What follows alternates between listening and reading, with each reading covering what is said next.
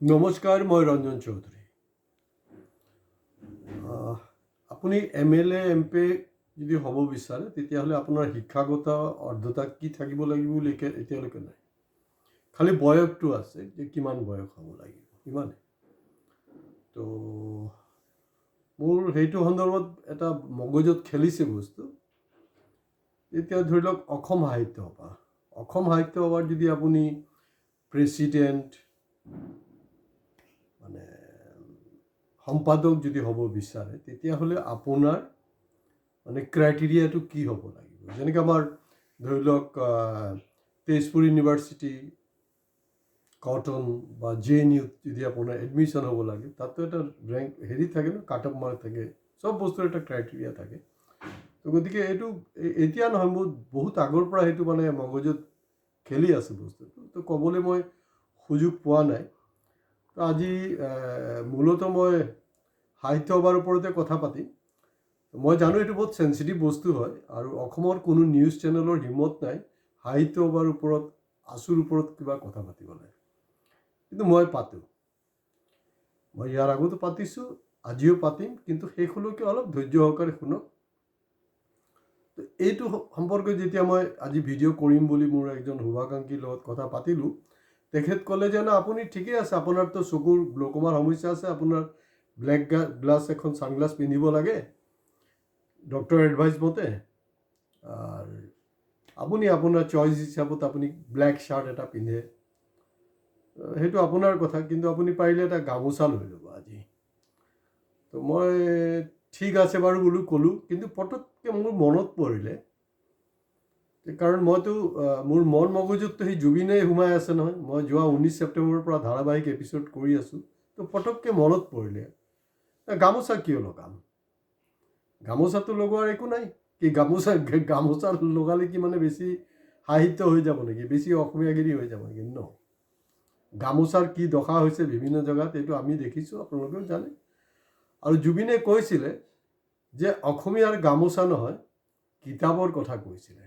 গামোচাত যোগেদি আপুনি এটা জাতিৰ চিনাকি, তাৰ সমৃদ্ধি আপুনি কেতিয়াও সম্ভৱ নহয়। কিতাপৰ কথা কৈছিলে। আৰু কিতাপটো এতিয়া এনেকুৱা হ'ল, এই অসমৰ বিভিন্ন ঠাইত আপুনি চাব যে গ্ৰন্থমেলা চলি আছে, গ্ৰন্থ কম বিক্ৰী হৈছে, আৰু কোনোবাই যদি কিনিছেও বা তাতো 2 নম্বৰী। এইবিলাক হ'লগৈ যিবিলাক চৰকাৰী শিক্ষক আছে, শিক্ষয়িত্ৰী আছে, প্ৰাইভেটৰ কাৰণে নহয় দেই। মই শুনামতে শুনিছোঁ 1000 টকা নেকি এটা চৰকাৰে অনুদান দিছে যে আপোনালোকে 1000 টকাৰ কিতাপ কিনিব পাৰে। আৰে ভাই, লাখ টকীয়া দৰমহাত কাম কৰি আছে, তাহাঁতক 1000 টকা কিয় দিব লাগে? তাৰপিছত ইয়াৰ মই এটা অনুসন্ধান চলালোঁ যে একচুৱেলি খেলটো কি হৈ আছে। সৰহভাগ টিচাৰ্ছৰ ক্ষেত্ৰত দেখা গৈছে তেওঁলোকে হেৰিলৈ যায়, খুব সাহিত্যপ্ৰেমী নহয় তেওঁলোকে যায়, কিন্তু তেওঁলোকে সাহিত্য সভাৰ মিটিঙতো যায়, তেওঁলোকে এই গ্ৰন্থমেলাতো যায়, তেওঁলোকে 1000 টকা দিছেতো 1030 টকা বা কিবা এটা বিল বনায়, কাৰণ চৰকাৰক দেখাব লাগিবতো, একদম পুৰা 1000 ৰুপিজটো হ'ব নোৱাৰে, কাৰণ বেইমানি কৰিলেও অলপ ইমানদাৰীৰ লগত কৰিব লাগিব নহয়। সেই বিলটো কি কৰে, এইটো এটা বিল লয় আৰু বাকী এক্সট্ৰা টকা 50 টকা, 100 টকা, 30 টকা কিবা এটা দি দিয়ে আৰু চৰকাৰৰ পৰা টকাটো ৰিয়েলাইজ কৰি লয়। তো প্ৰথম কথাটো হ'ল যে এই বস্তুটোক টোটেলি উইথড্ৰ কৰিব লাগে চৰকাৰে, কাৰণ এইটো ৱেষ্টেজ অফ মানি। আৰু সেইটো কাৰ মানি? এইটো বিজেপিৰ ফাণ্ডৰ মানি নহয়, আপোনাৰ মোৰ যে টেক্স পেয়াৰৰ যে টকা আছে নহয়, সেই টকাৰ অপচয় হৈ আছে। এনেকৈ কিতাপৰ চেল বৃদ্ধি নহ'ব। যদি আপুনি গুৱাহাটী পাণ বজাৰত যায়, চাব কি অৱস্থা কিতাপ দোকানবিলাকৰ। এতিয়া তেওঁলোকে গুটখা বিক্ৰী কৰিবলৈ আৰম্ভ কৰিছে, কাৰণ কিতাপ কিনা মানুহ নাই। তো মই যোনটো আৰম্ভ কৰিছিলোঁ যে তেওঁলোকৰ শিক্ষাগত অৰ্হতাটো কি হ'ব নহ'ব সেইবিলাক লৈ, অলপতে আপোনাৰ 2 আৰু 3 তাৰিখে শতবৰ্ষ উপলক্ষে সাহিত্য সভাৰ যোৰহাটত মিটিং হ'ল। ভাল কথা, চব ঠিকেই আছে, কিন্তু এইটো সম্পৰ্কে মই 2 এটা বস্তু জানিব বিচাৰিছোঁ।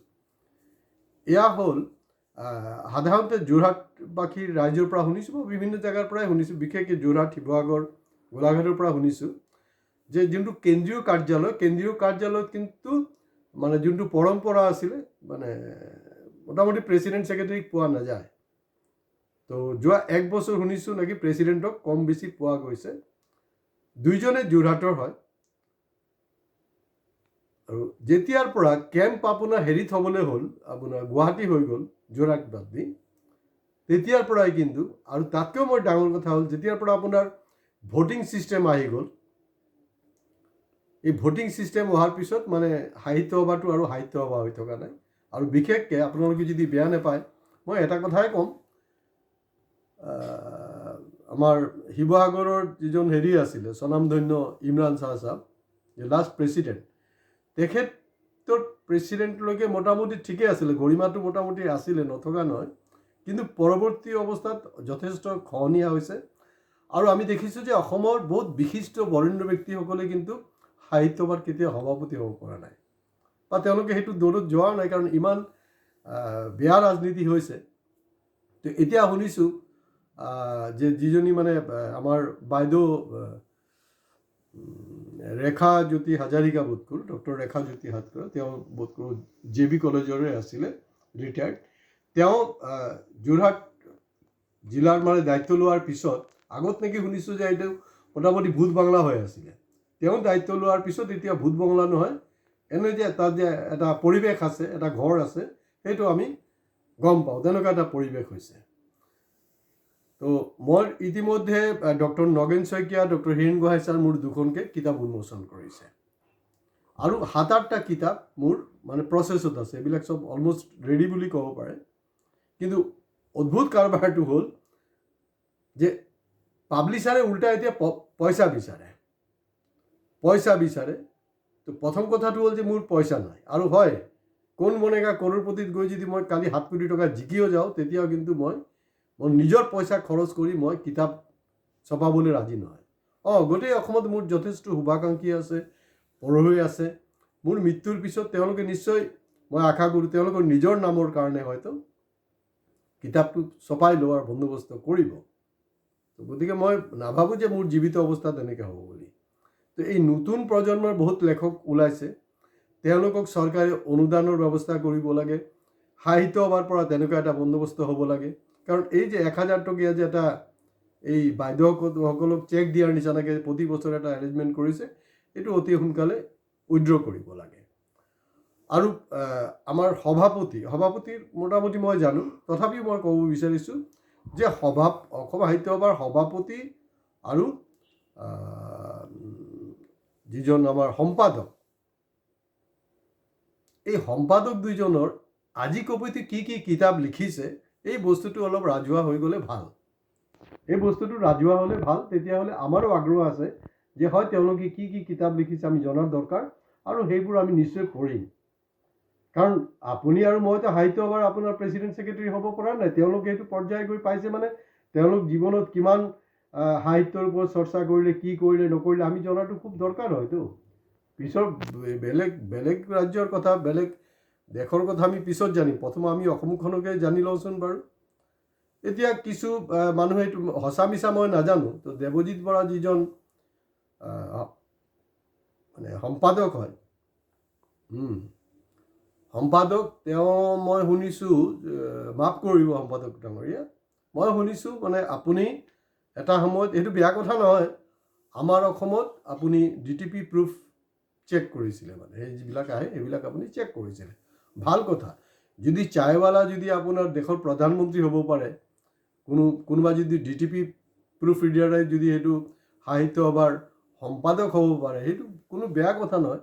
তথাপি বস্তুবিলাক অলপ খোলাচা হোৱাটো ভাল। এতিয়া মানে ইয়াৰ আগত আমি এনেকুৱাও দেখিছোঁ যে সাহিত্য সভাৰ সম্পাদক যে তেওঁ দুৰ্নীতিত জৰ্জৰিত, সেইটোক লৈ সংবাদ মাধ্যমৰ চৰ্চাও আছে।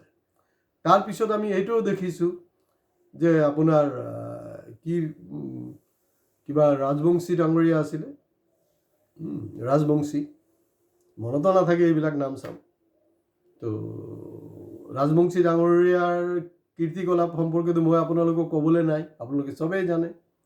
এতিয়া শুনা পাইছোঁ যে তেওঁ নাই, তেওঁ মানে সাহিত্য সভাৰ সম্পাদক বা সভাপতিৰ পদত নাই ঠিকেই, কিন্তু তেওঁ মানে গোটেই হেৰিখনক পৰিচালনা কৰি আছে। আৰু সম্পাদকগৰাকী দেখা গৈছে হেৰিতকৈ, মানে যোৰহাটতকৈ আপোনাৰ গুৱাহাটীত বেছি থাকে। আৰু চবতকৈ বেছি ডিটৰেশ্যন হ'ল, সেইটো মানে এজিপিৰ আমলৰ পৰাই হৈছে বুলি ক'ব পাৰে, মানে উগ্ৰ জাতীয়তাবাদ তাত গৈ মানে ঘাটি গাড়িছে। তো গতিকে এই বস্তুবিলাকৰ পৰা ওলাই আহিব লাগিব।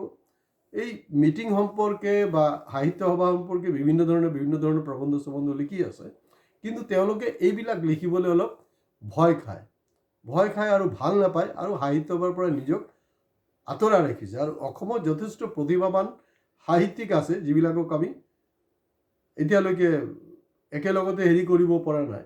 আৰু সভাপতি ডাঙৰীয়াৰ এটা মই দেখিছোঁ, তেওঁ দিছে যে এই সৰ্বানন্দ সোণোৱালৰ নিচিনা ডায়লগ হৈছে তেখেতৰ, মানে ব্ৰহ্মপুত্ৰ আৰু বৰাকৰ এটা সমন্বয়।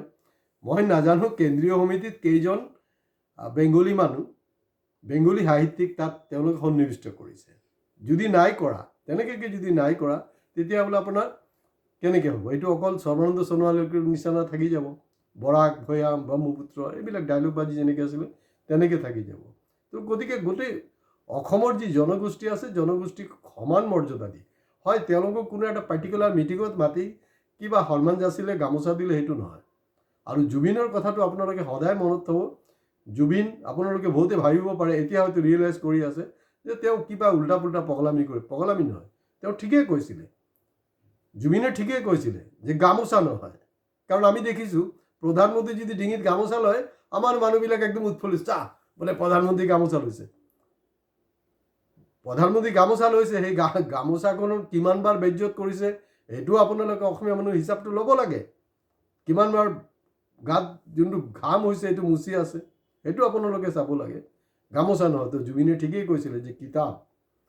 গতিকে সেই কিতাপটোৰ যিবিলাক আকৌ কেনেকৈ বেছিকৈ আমাৰ নতুন প্ৰজন্ম পঢ়িব পাৰে, তাৰ কাৰণে এটা পৰিৱেশ সৃষ্টি কৰিব লাগিব। তাৰ মূল দায়িত্ব কিন্তু অসম সাহিত্য সভাৰ।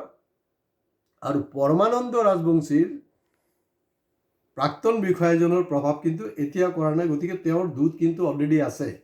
এনেকুৱা গুঞ্জন হৈ আছে সাহিত্যিক জগতত যে দেৱজিৎ বৰা ডাঙৰীয়া আচলতে তেওঁৰ দামী হিচাপতে কাম কৰি আছে। গতিকে আমি স্বাভিমানী অসমীয়া বিচাৰোঁ যে অসম সাহিত্য সভা ৰাজনীতিৰ ঊৰ্ধত গৈ কাম কৰক। কাৰণ জুবিনৰ ক্ষেত্ৰত দেখিছোঁ তেওঁলোক বোলে কিবা আকৌ গুচি যাব, কি ছিংগাপুৰলৈ যাবলৈ আছে। এতিয়া আকৌ পাল্টি মাৰি দিলে। মই সেইটোৰো এপিছ'ড কৰিছিলোঁ, সেইকাৰণে কৈ আছোঁ আপোনালোকে আমাৰ এপিছ'ডবিলাক কৰি। মই সাহিত্য সভাক ইয়াৰ আগত গালিও পাৰিছোঁ, সমালোচনা নহয়, চিধা কথা গালিও পাৰিছোঁ। গালি পৰাৰ পিছত এতিয়াতো তেজপুৰ ইউনিভাৰ্চিটি আছু গৈ পালে, AGYCP পালে, আৰু লাষ্ট আপোনাৰ দেৱজিৎ বৰাও গৈ তাত জ্ঞান চ্যান দি আহিছে।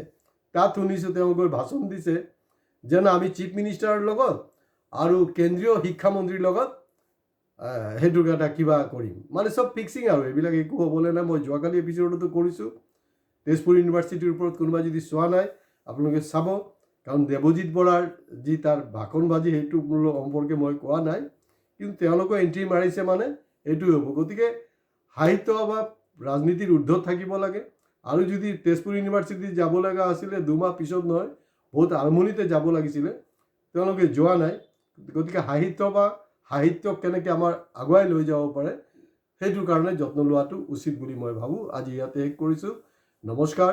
আপোনালোকে আমাৰ ভিডিঅ' লাইক কৰা, শ্বেয়াৰ কৰা, আৰু প্লিজ আপোনালোকে কমেণ্টছ কৰিবলৈ নাপাহৰিব।